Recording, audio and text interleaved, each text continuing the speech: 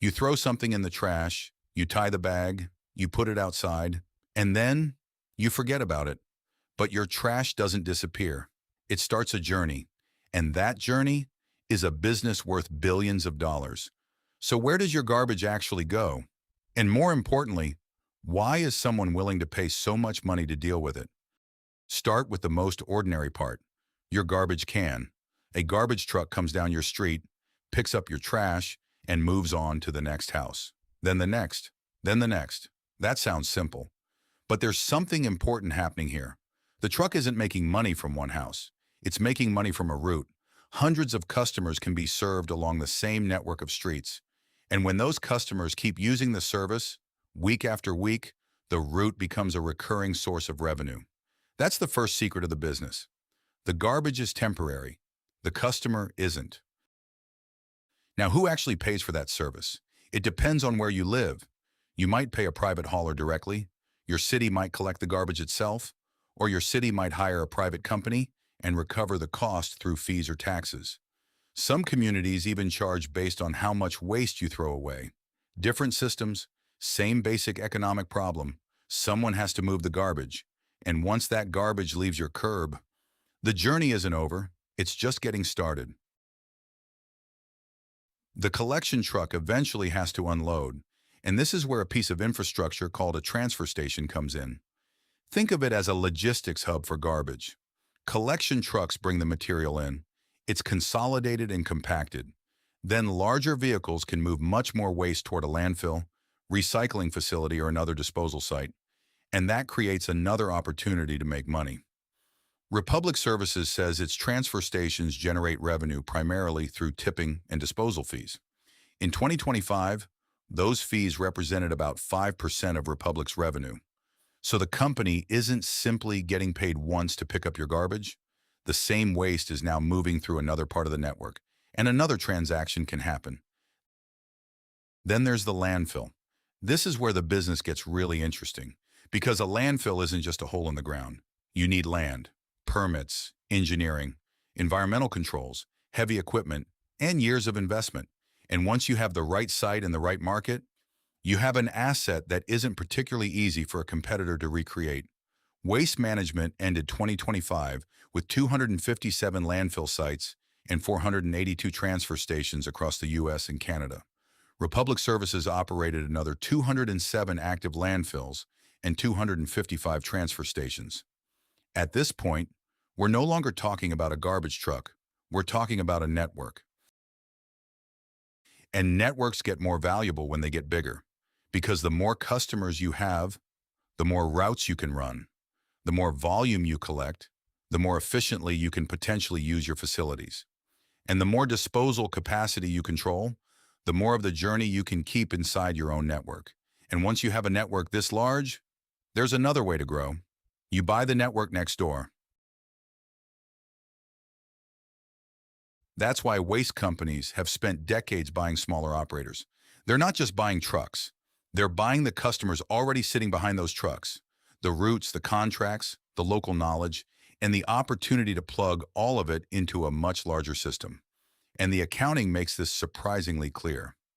In 2025, Waste Management spent roughly $440 million on solid waste and recycling acquisitions.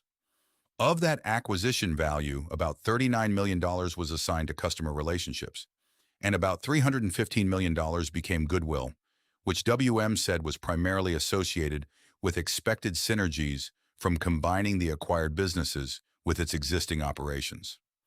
Think about what that means. A waste company's customer base isn't just a list of phone numbers. When another company buys that business, those relationships can have a measurable economic value. In 2024, Waste Management made a much larger bet. It bought Stericycle. The enterprise value $7.2 billion. But here's the catch. Stericycle wasn't simply a household garbage company. It specialized in regulated waste and compliance services, including medical waste, pharmaceutical waste, and secure information destruction. So what was Waste Management actually buying? Not garbage bags, not dumpsters, not simply a fleet of trucks. It was buying an established network of specialized customers, facilities, employees, contracts, and capabilities. And when WM completed the acquisition accounting, approximately $2.3 billion of the acquired value was assigned to customer relationships. $2.3 billion. Customer relationships. That's the part most people would never see coming. Because the thing being bought isn't just the physical waste business, it's the expectation that customers will continue paying for the service. And there was another reason for the deal. Scale. Before the acquisition closed, Waste Management projected more than $125 million in annual run rate cost synergies. Combine operations, remove duplication, improve logistics, use the larger network more efficiently. The idea isn't complicated. A business that works on its own can sometimes become even more valuable when plugged into a larger network. But this isn't an easy business. The network costs an enormous amount to build and maintain. In 2025, Waste Management spent roughly $3.2 billion on capital expenditures. Trucks wear out, facilities need upgrades, landfills need development and maintenance, and the company has long-term obligations associated with closing and monitoring landfill sites. So the moat isn't free. You have to keep spending to maintain it. And there's one more layer. Not everything that enters the system is worthless. Cardboard, paper, metal, glass, plastic. These materials can be recovered, processed, and sold. Waste Management also captures landfill gas from some sites and uses it to produce renewable electricity and renewable natural gas. So the same system can generate economics from collection, transfer, disposal, recycling, and even energy. And that's why the garbage truck is so misleading. It makes the business look incredibly simple. But behind that truck are customers, routes, contracts, drivers, transfer stations, landfills, recycling facilities, permits, capital, and acquisitions.